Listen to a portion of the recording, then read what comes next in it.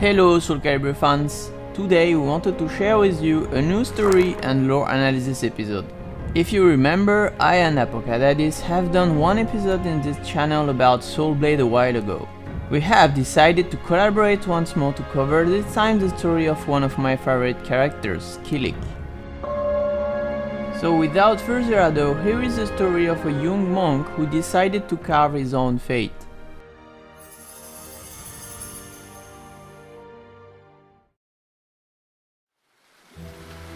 Kilik was a young boy when he was abandoned. Fortunately, the monks of the Lingshengsu temple took him under their wing. There he was trained in martial arts and befriended Xianglian, who later became his sworn sister. The new monk was an introverted man, but his martial prowess made him one of the very best of the Brotherhood. Because of that, he inherited one treasure of the temple, a staff capable of absorbing energy, the Kali Yuga. Only someone with the perfect control of mind and body would be able to control it. If the weapon came to absorb evil energy, then his master would be extremely dangerous. Regarding his sworn sister, always by his side, she was entrusted with a purifying mirror, the Dvapara Yuga. This couple completed each other perfectly, but were not prepared for what was to come. During the year 1583, a travesty of a knight gained the power of Soul Age, and its influence was felt inside the Chinese temple. Made mad by the evil energy, the monks started to attack and kill each other. In the melee, the Kali Yuga was overflowing with evil energy, and so Kilik became unstoppable.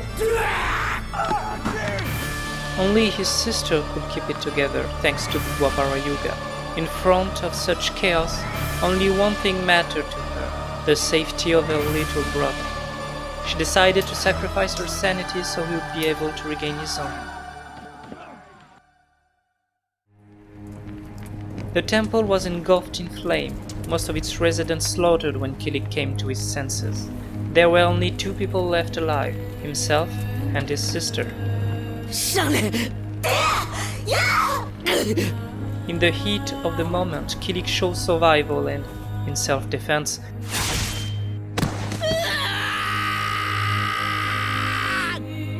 put to death the most precious person in his life. This sole survivor was broken by guilt over the one he loved and became a shell of a man just waiting to die. When everything was ashes, Kilik was picked up by an acquaintance of the temple, an old figure the monks once called the Edge Master. This old man left Kilik with a choice: to bring himself up, to cleanse his soul and succeed in his mission to master the Kali Yuga and evil within him, or die. At this moment, Kilik understood the situation. He was now with the Dvapara Yuga on his shoulder, which meant that his sister sacrificed herself for him, and this sacrifice must not be in vain. Kilik stood up and decided now to be reborn as a new man.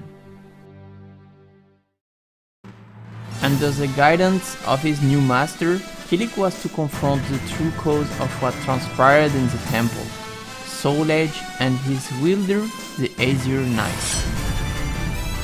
For that purpose, the young man trained his body and its soul to stay focused and disciplined.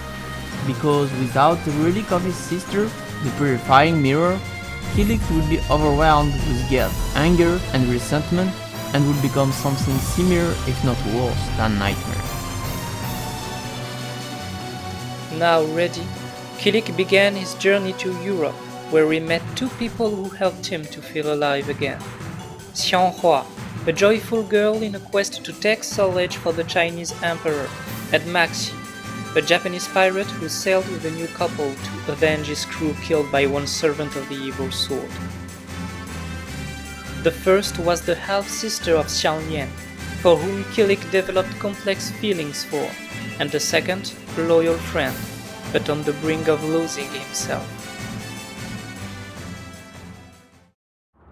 Once in Ostrainburg, the fortress of nightmare, Kilik was face to face with a man consumed by evil, calling for more blood and destruction.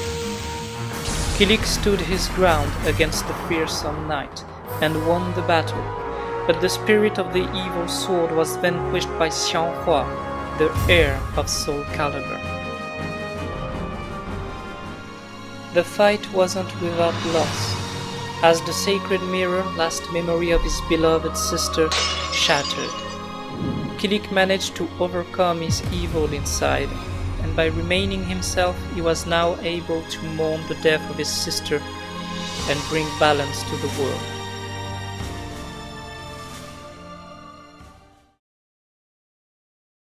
But the story of Kilik didn't stop there. 2 years later, rumors were heard that SoulEdge has returned. The monk had to take back his mantle and defeat SoulEdge once more for good. Despite an initial confrontation with Xianghua, the two of them joined forces. But this time, they couldn't reach Nightmare. Kilik was defeated by a mysterious hooded man and could not witness the liberation of Siegfried from SoulEdge's control.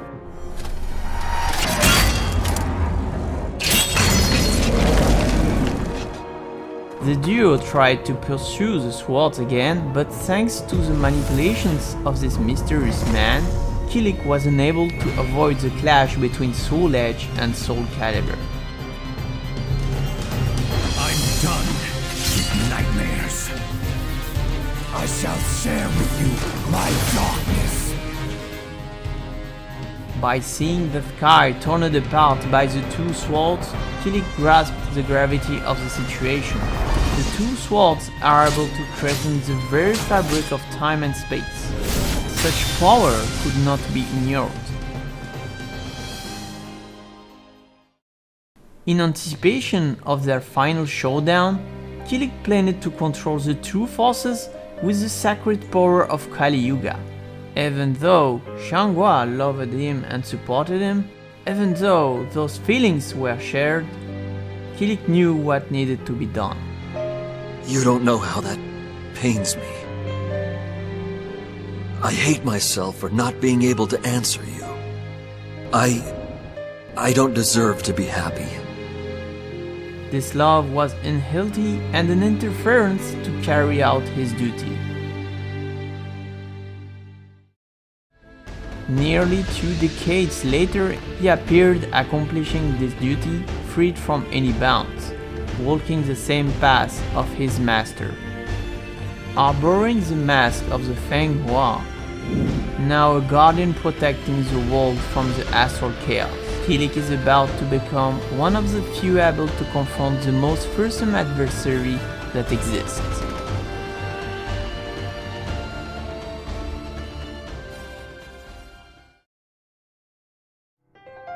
The story of Kilik is an underestimated one in my opinion. Maybe because its root came from the first and most obscure episode of the franchise.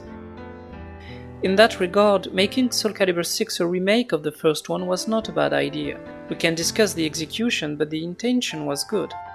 The story of the monk is not about the good guy defeating the bad guy. The Dwapara Yuga was a vestige of his sworn sister and the only keepsake that drove him. However, to live for someone else or because we feel compelled to is not a healthy way to live, nor is hating yourself and waiting to die. To talk about depression and self-hatred is a bold move for a fighting game, and even though it is tacit, Namco did well. To demonstrate this, SoulCalibur 6 added the mal-fisted Kilik who was included story-wise to express the torment of the character on screen, just like a certain knight. If it was not obvious by now, Kilik is a more relatable version of its predecessor, Siegfried. And that's what makes their opposition so appropriate. The two of them committed a crime against a relative, while SoulBlade was a dark chapter who showed a man falling into insanity. SoulCalibur, as his namesake suggests, displayed a positive outcome. Differing from the first one, SoulCalibur 6 shows some differences in its way of handling the climax of Kilik. We witness the reason why the mirror shattered. Kilik saved Xianghua from a fatal blow from Inferno. For one, this choice kind of diminishes the role of Xianghua and furthermore gives a debatable conclusion to Kilik's story. Unlike his ending in SoulCalibur 1, the acceptance of his trauma is not the result of a choice, but came from an impulse to save a substitute of his sister. An outcome more dramatic, sure, but that plays down Kilik's resolve. Kilik was a man who wanted to die but found the will and resolve to live on, for himself and others. Like most of the characters in the series, they are defined by the way they managed their trauma. All of this makes our monk a better fit as a protagonist than Siegfried. As opposed to the knight who chose to sever his connection, only following his instincts, Kilik learned discipline. He was able to recreate a social life with a friend, one love, and even a compassionate unknown. All of this contributed to build himself up and be reborn as a new man. The rebirth illustrated by his emblem, the phoenix, that names most of his attacks and inspired his wardrobe. Granted that the memento of Xianliang, her wish to save Kilik, and Edgemaster as the fatherly figure, also helped Kilik, while Siegfried was deprived of it. But the monk is still worthy of his merits. All of this culminated in his self-control once dispossessed of the Dwapara Yuga. Kilik didn't succumb like Siegfried. He forgave and allowed himself to mourn his sister, to become a force for good. This process drove him to assume more of a guardian role. After being detached from hatred and resentment, Kilik is ready to undergo his final transfiguration, to become an overman, in a Nietzschean way. Just like his weapon balances the forces of good and evil, Kilik has to cast away what once helped him live. His relationship with Xianghua is not without flaws, far from it. But the way it concludes shows that the man will always put others before him. The young and impassionate become responsible and composed, and finally one of the few who is capable of transcending from common mortals. To turn his back on his love and chance for a family was mandatory to be able to confront absolute powers, the swords, and immortals. A sacrifice that only he could make.